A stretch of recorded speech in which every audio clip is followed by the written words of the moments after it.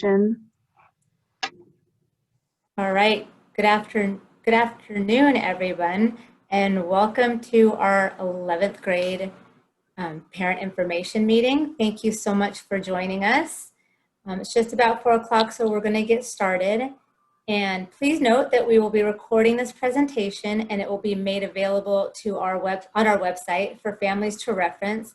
We have a lot of great information this afternoon, so let's get started with our PTSA president, Ms. Rashmi Kinney.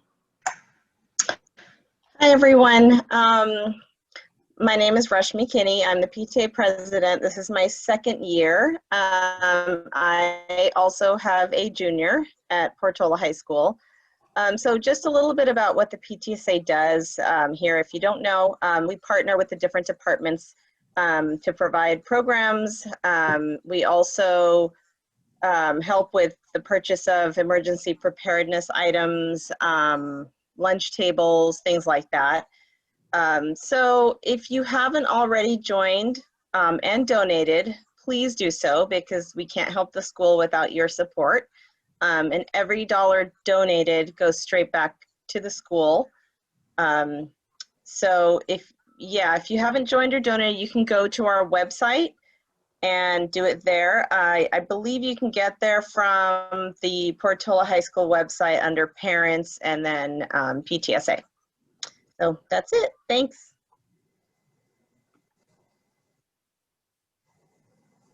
And now we have Mrs. Muir, our mental health specialist. Hi, everyone. Thanks for coming tonight. I'm going to spend just a couple minutes talking about what I do at the school and some other information related to mental health. So here at the school, my title right there on the screen, mental health specialist. So I am a licensed mental health therapist. I don't provide any sort of like long-term intensive therapy, but I do a lot of like crisis assessments, meeting with students, kind of seeing what's going on. And then the majority of my work is working with you all, with families, on linking to outside supports, whether it's mental health, doctors, community resources, depending on what's going on with your student and what kind of support they might need here at school or outside of here related to mental health concerns. Can someone go to the next one? Okay. So just a little bit. So we all know that we have a lot of stress right now.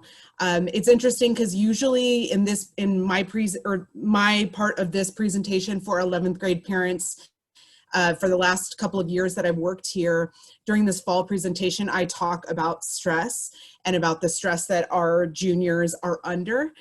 And so it was very interesting for me. I kind of redid this slide this morning because the stress level that we all are experiencing is to such a higher level right now. And I think it says on there, right on the screen, says more stress, less fun. And that, I feel like, specifically when we're talking about our students or our teens, junior year is the hardest year in high school. If you haven't heard that already, I'm pretty sure most of you know that. But they have the academics, they have college applications, they got SATs, APs, everything is coming at them constantly. And now we all are, then we throw COVID on everything, and it changes our stress and how we cope and our kind of unrealistic expectations that all of us have related to how we're dealing, how we're coping, and realizing that things, are just not okay right now. And we have to figure out how we can cope during these times. So I think it's important for you all to figure out how to connect with your kiddos. Connecting with a teen, obviously very different than a younger kid, but if I could give any advice at all about trying to connect with your child, it's to just be a listener. As a parent, I'm a parent myself, I'm really good at asking a million questions, but with a teenager, they need a parent to be a listener and to just be there for them, whatever small thing that they want to talk about. Being a good listener is going to go a long way with your teen. Right now, it's really important to stick to a routine, not only for them, but for us too, and just kind of getting back to realizing what is important to all of us and our safety right now. The last couple things on there, I'm not going to read them all because you all can already read them, but just super important to find out how to take care of yourself right now. And because when we're taking care of ourselves, we're showing our kids and our teens that is important, and we're helping them learn how they can take care of themselves also. So that is important to have a conversation with them about how they are coping when they're stressed out, when they have so many things out of their control right now. What can we do to bring that level of anxiety a little bit lower? And at the end of the day, if you are still very concerned about your student, please seek out help. You can contact me or any of the counseling team. If you are just like, I don't know what's going on with my kid, but I'm really worried, we have lots of resources. We can help in lots of different ways, whether it's just you think there is a significant mental health problem or they're just sad and you don't know what's going on. Please reach out to us. So a couple of resources for the next 2 slides to just show. So these are my 2 favorite parenting books. If you feel like you need a little bit more help, assistance related to just having a teen and how to raise them and what to do and not do, these are 2 good books to start. The one on the right, the How to Raise an Adult, there is a TED Talk from the same author that it's about a 20-minute TED Talk, and she does kind of summarize the whole book. So if you are not the biggest reader, I highly recommend checking out that TED Talk. And the next slide. Here in the district, we do have, sorry, that font is so small. I do apologize, but we do have internal resources here in the district. There's going to be a training that's coming up that's called Collective Recovery for Parents. It's on October 7th. I highly recommend attending it. It's over Zoom. They're really going to talk about parent strategies to help students cope right now with a pandemic and everything that's going on. That training is going to be done by one of our licensed therapists here in the district. So I highly recommend it. And then there's also a training about building resiliency in youth. So if you want some more information about this, if you can't see it because the font so small, please reach out to me, send me an email, give me a call, or any of us can get that information to you also. So thank you, and there's lots of great information coming your way, so I hope you enjoy everything the rest of the team has for you. How's it going? I'm Gil Carey, and I'm the Project Success Specialist here at Portola. For me, I'm new to Portola this year, and one of the goals that we do at Project Success is we work in typically small groups or individual one-on-one meetings to help build some skills for your high schoolers. Some of the few areas we focus on at Project Success is stress management, healthy relationships, thoughts and feelings, anxiety, and social and communication skills. I work directly with the amazing Mrs. Muir, who just spoke, our mental health specialist, and our counseling team. Typically referrals go through the counselors, but I've been doing a lot of work already with students, and whether a parent wants to contact me through email or the counselor, either way is fine. And even Mrs. Muir offers some referrals to myself as well. Again, my name is Mr. Carey, and I'm going to pass it on to the rest of this amazing counseling team. Enjoy. Thank you, Gil. So this is your counseling team here at Portola High School. We work with students with last names beginning with the letters listed below our pictures. And we have Mrs. Melissa Gibson, Ms. Nicole Ebrez, Mr. Ryan Itchon, myself, Jamie Murphy, and Mrs. Shari Markowitz. Mrs. Markowitz is our counselor at IVA who supports Portola students that are attending IVA. As Ms. Muir said, we are all here to support your learners and help them succeed, so we encourage students and families to reach out to us. And now I will turn it over to Ms. Ebrez. Okay, thank you, Ms. Murphy. Okay, so 11th grade. So the million-dollar question is, where is your learner headed? And you can kind of see here there's a few different avenues, and we're going to kind of go into detail about each of these directions. So I'm going to go ahead and get started. So I'm going to talk about the four-year university route. And so there are a ton of factors to consider when creating your college list. And Ms. Gibson's going to go into detail about building your college list. So some factors to consider when building your list. Right, so we have location, learning environment, major or program, the cost, admissions rates, as well as campus setting. So these are just some of the few factors to think about when building your college list. So location, so I'm sure you as a parent and your learner may have different ideas about how close they want to be to home when looking at colleges. Break down here the locations. Some questions to factor in is, does your learner want to prefer a residential or a commuter school? So we have commuter schools such as Cal State Fullerton, or do they plan on attending UC Irvine and living at home? So some things to start asking about with as a family. Definitely want to factor in out-of-state fees, because when you're applying to out-of-state colleges, the cost of tuition is definitely going to be a little bit higher compared to in-state colleges. And so there's programs such as the WUI, which is the Western Undergraduate Exchange Program. And what that does, it is 16 different states that partner together to help students pay for in-state tuition if they're applying to what's considered an out-of-state. Urban, suburban, and rural, right? So what kind of location again? So are you looking at colleges that are more in the urban area, such as UCLA, which is in the heart of Los Angeles? Or are you more comfortable going to school in a suburban setting, such as Cal State Fullerton? Or perhaps more rural, such as Cal State Channel Islands, which is a little more remote, or UC Merced. So colleges that are going to be a little bit farther from a major city. Again, something to keep thinking about as far as what setting of a college you're interested in. Majors. So this is definitely a question that our learners should be thinking about. Last year during their 10th grade sophomore conference, right? We really started having them question, what is it that they're passionate about? What is it that they're really interested in? So these are just some helpful questions. What are their favorite school subjects? What do they like to do when they're not in class? Are they taking classes in multiple subjects, or are they trying to really hone in and focus on one subject? And so we want our learners to start thinking about what programs that align with the career in the future. And so something to start talking about with your students.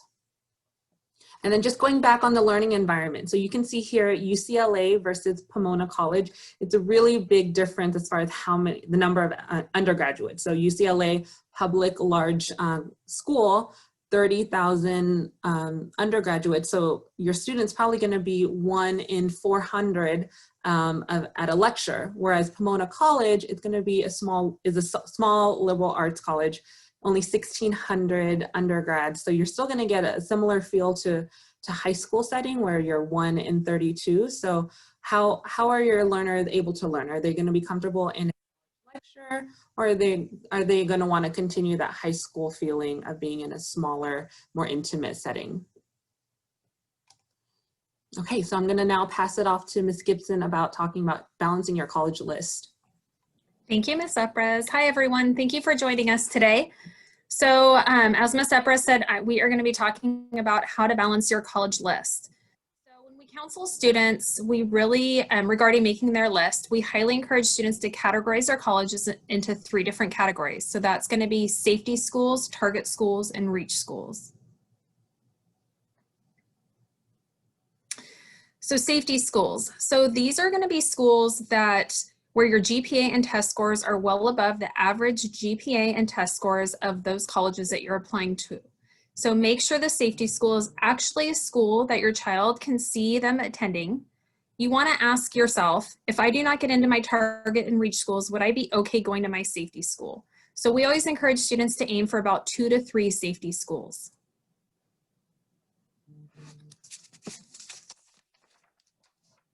So target schools. So the target schools are going to be schools where your GPA and test scores are similar to average of the GPA and test scores of the colleges. And we recommend for these schools about 4 to 5 for your target schools.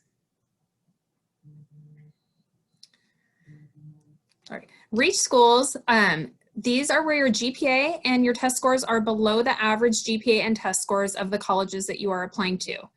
So it's important to keep in mind cost and time matter. So be mindful of the amount of colleges you are applying to. The recommended amount is to think about as many as you can reasonably handle. And the reason why we say that is because there are different essay prompts and there are different essay questions that you need to write about and write and speak to. So it's always important to keep that in mind when you are applying to colleges. So this is the overall UC freshman application data for California residents from 2019. And this is just to give you an idea of the SAT, ACT, and GPA ranges of students admitted for the 2019 school year. So as you can see, As you can see here for UCI, the fall admittance rate, there was 21% of students admitted. The average SAT score was 40 to 1500. ACT was 26 to 33, and then the GPA was 4.04 to 4.28. And for Cal States, this is a CSU eligibility index. So this helps you calculate whether you meet the requirements for eligibility for a Cal State school. So the link is below there, and you can use that to see if you're eligible. Okay, so as many of you know, the class of 2020 was Portola's first graduating class. So learners from the class of 2020 took an end of the year survey in the spring, in part to provide information on their post-secondary plans.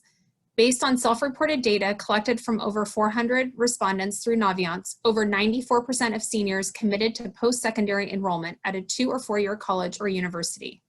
As you can see here, the breakdown between 2 and 4 year schools is 33% for 2, 61% for 4 year. So the vast majority of Portola seniors who enrolled in a community college chose to continue their education at Irvine Valley College. Most of our students are familiar with Irvine Valley College, being that it is our most local community college, and many students have taken a course through IVC during their time at Portola. Community colleges such as IVC often have alliances with UCs that facilitate transfer upon completion of certain requirements or programs.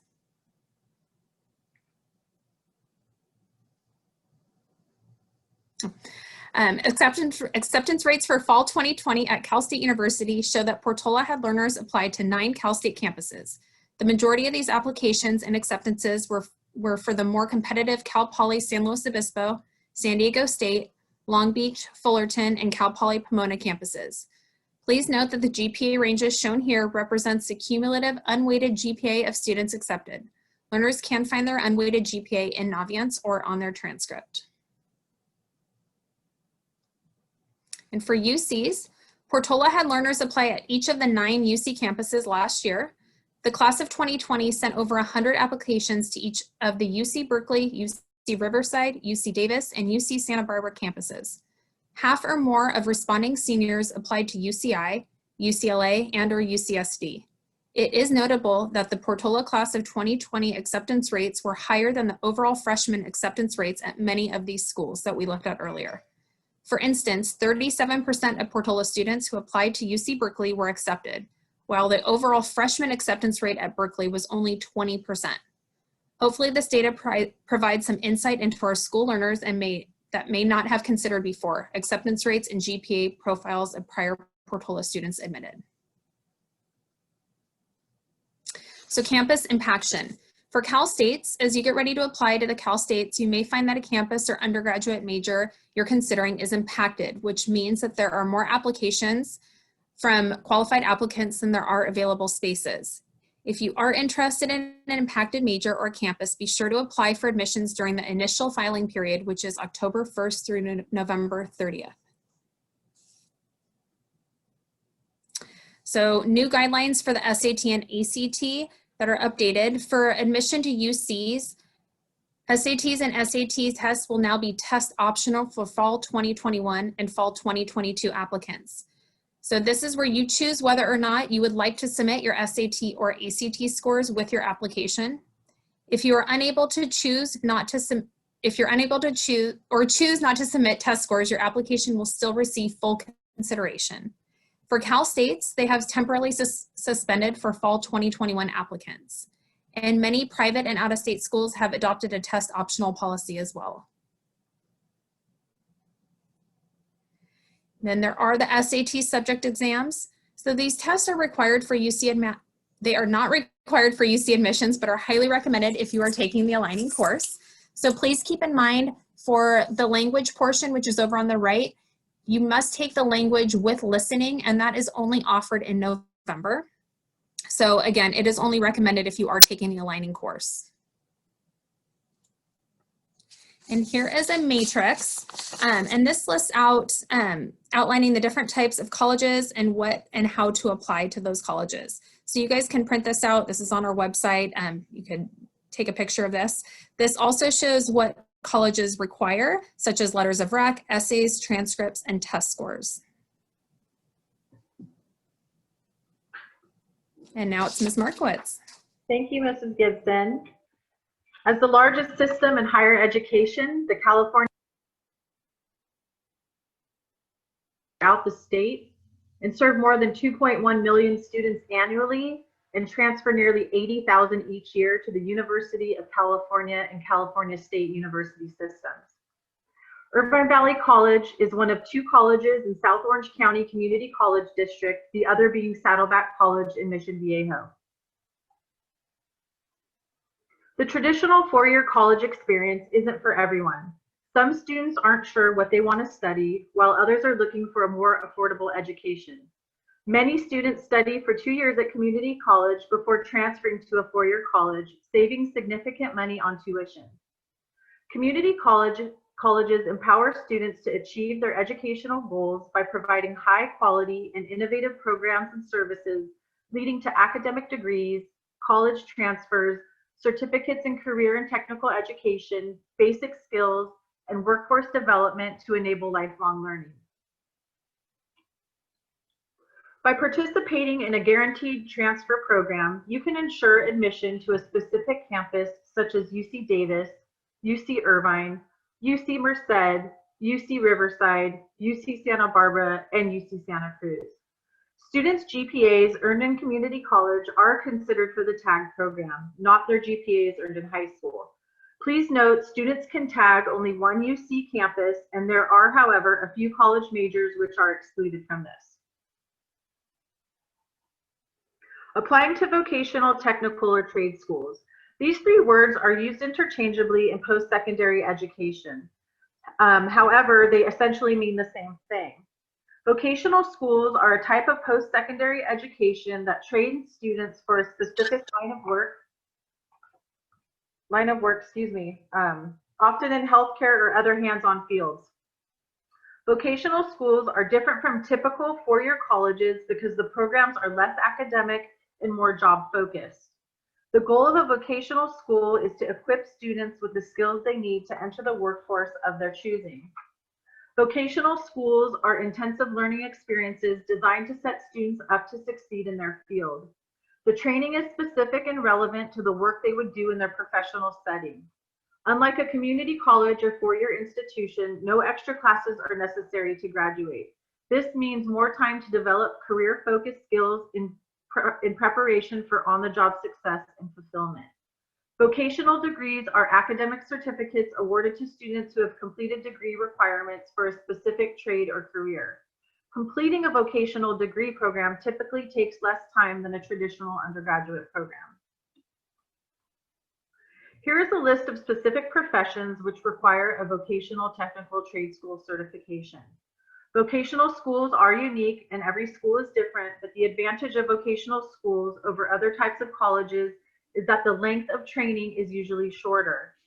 Because career training at a vocational school is highly focused and specific, a vocational program may be completed in a matter of months. Many entry-level training programs offer a course of study that can be completed in under a year. Some advanced programs may last 2 years, but rarely do vocational classes last longer than that. Here is a great resource for students to find the right vocational technical trade school for themselves. It's www.rwm.org. The Junior Fall Checklist is where students can update their resume via Resume Builder in Naviance. They can use this as a reference when they're completing their college applications, and some colleges even allow you to upload it to their college application. Students will continue to pursue their genuine interests by engaging in clubs, volunteering, and taking relevant classes. They can also add colleges to their list using Naviance's Super Match feature. This is where students can filter their preferences for college regarding selectivity, major offerings, location size, etc. And the junior spring checklist. Students can register for an SAT subject test in May or June if they are taking a current aligning course this school year. They can start narrowing their college list between safety, target, and reach schools. They can start on their college essays as well. And please note, in language arts, teachers will be helping students work on their essay drafts in spring semester of 2021. Some important deadlines to note: October 1st is the earliest date to complete FAFSA. October 1st, through November 30th is the submission period for CSU applications. November 1st through November 30th is the submission period for UC applications. November through January is the typical submission period for private and out-of-state applications. May 1st is the student intent to register deadline.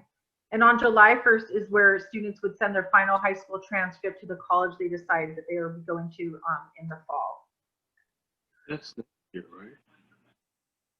Not June. So in March, all juniors will be meeting with their designated counselor to cover the following: review post-secondary options and the college application process in detail, input a balanced college list on their Naviance accounts, receive tips on writing their personal statements, and plan for senior year courses. And parents, we invite you to please attend our spring semester workshop, where we will be going over the process of requesting letters of recommendation and transcripts, as well as previewing what to expect for your learning senior year. And now I'm going to hand it over to Mrs. Escoto. Hi everyone, I'm Shia Escoto. I'm the ROP Career Specialist. My office is in the College and Career Centers, which is located in counseling. I'm going to discuss with you briefly what ROP is and how your learners can take advantage of that, and as well another really great program we have at our school. So ROP has been around for many years. I took it myself when I was in high school. It stands for Regional Occupational Programs. It's a career technical education class, so it's very career-based, and the benefits are a lot of many here, as you can see. I wanted to really highlight two benefits. The first one is that the learners will experience careers that are required for immediate employment once they finish that class. And then second one I want to really highlight, something that I didn't have when I was in high school, is that it meets UC and CSU admissions requirements. So it's a great enhancement for the college application. So here's a list of some courses that are offered after school. And one in particular that's very popular among our learners is the Medical Nursing Careers Internship. So the class is half taught in theory in the classroom setting, and then the other half will be at a internship site. We have Hoag Hospital. Now with COVID, things will be done a little differently this year. And so ROP is in communication with the hospital, how that protocol will be to keep our learners very safe. And then there's courses within ROP classes that offer internships, as I mentioned, with the nursing class. And so here's a list of other ones that also offer internships. And some of these classes, once completed, the learner can earn a certificate in that respective field. And lastly, a really awesome program we have this year, it's our Pursue Your Passion Career Exploration Program. So the counseling team here, and collaboration with the PTSA, we offer this internship job shadowing on-campus presentation. And so you as parents can actually be part of this if you're interested in becoming our presenter at one of our local career lunches. This year we're gonna make it really fun. We're gonna do a collaboration with all the other schools. And so our learners can have a chance to perhaps enter another presentation via Zoom. And so if you're interested, the link here is for you to fill out, and we'll follow up with you on your interest. Thank you, everybody. Okay, thank you, Mrs. Escoto. Now I'm going to be talking about financial aid and how are you going to pay for school or help your learners pay for school. So there are 4 different sources of aid. So we have the federal, state, institutional, and private. So you can see here who it's awarded by, whether it's federal or state or an outside organization. And then we have the other types of aids, which are scholarships and grants. So again, this is money that does not have to be repaid. There is work study. So these are work study programs where the student works on campus and they're earning payment for a job on campus. And then there are the loans. The loans are the ones that have to be paid back after the student has graduated from college. And so it's really important when building your college list that you're also checking the net price calculator so that you can get an estimate of how much college is going to be for you and your learner together.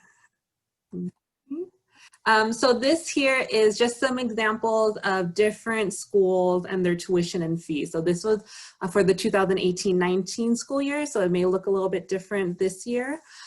So just comparing a community college with a state college, UC, and then a private university. So again, like I mentioned earlier, we have the resident and the non-resident tuition. So again, you can see that community college is the most financially smart. And then as you go, as you look at different institutions, you can see that the private universities tend to be a little more costly. And so when comparing it versus resident versus non-residents, you can see that non-residents tend to pay more. So something to consider or factor when your learners are looking at out-of-state schools. Yeah. Okay, just to go even further into explanation, so we have San Diego State, and again, this is for the 2018-2019 school year.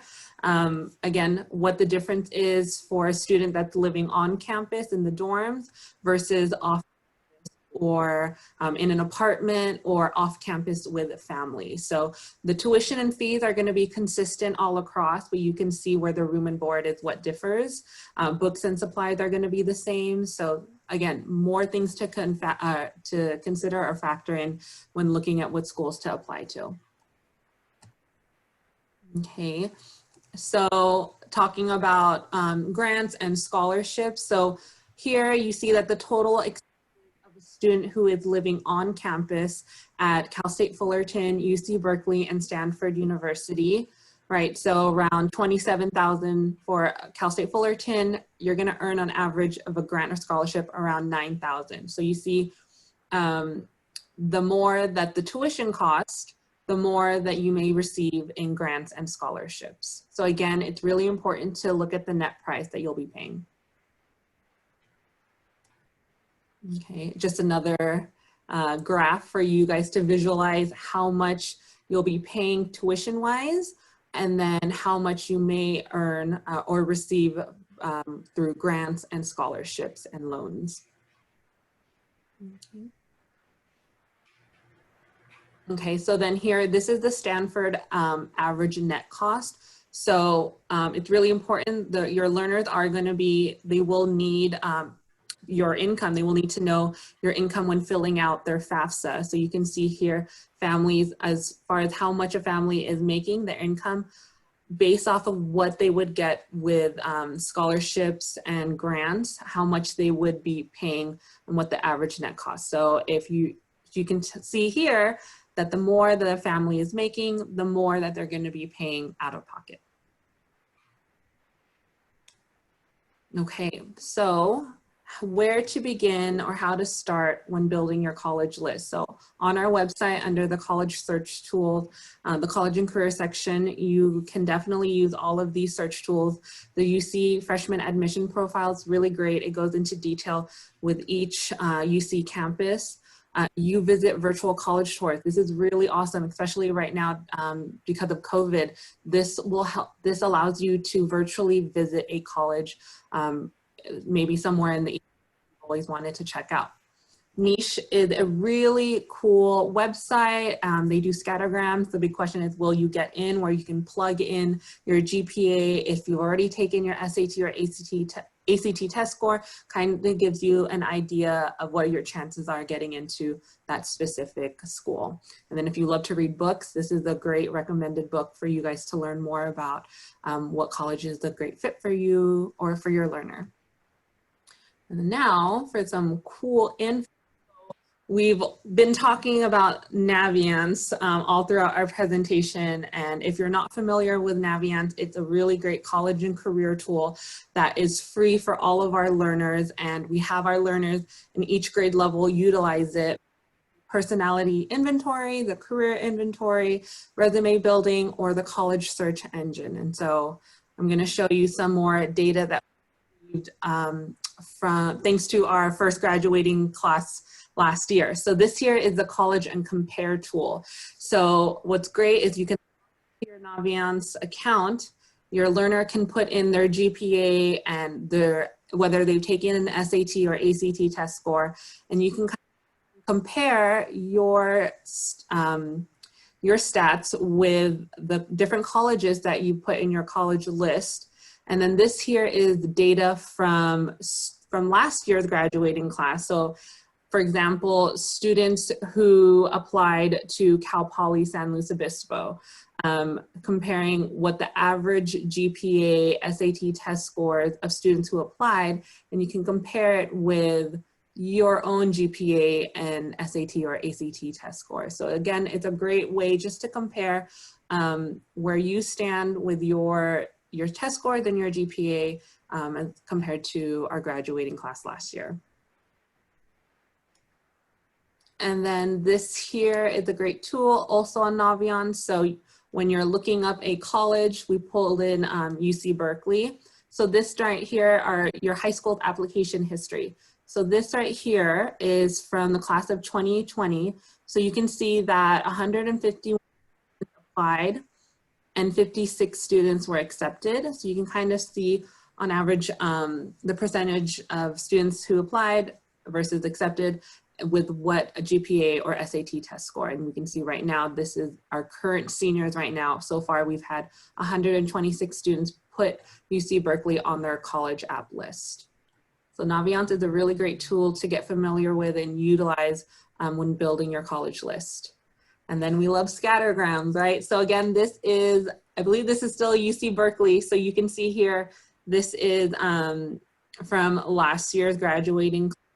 So that 156 students who applied and then were accepted, you can kind of see the range of what their GPA was, as well as their SAT or ACT test scores. So again, more information to help you build your college list and see where you match with your peers. Okay, and then getting connected. So if you don't already, or if your learners don't already, please follow us on Counseling Instagram, our Facebook page, our Twitter. We push out a lot of great information about what's going on in the counseling department on campus, as well just getting to know us as your students' counselors. So please follow us. And then this here is our contact information. So please don't hesitate to contact us if you have any questions about your learners, anything like that. You can see here our emails as well as our office numbers. And I think that is it. So thank you everyone for joining us. We hope you had a great time. If you have any questions, please go ahead and email us and we'll see you in the spring. So is there a recorded session of this Zoom? Yes, this will be recorded. This is recorded and this will be pushed out on our website. And I will push that information out once it's been uploaded. Great, sounds good. Thank you. Thank you, everyone. Thank you.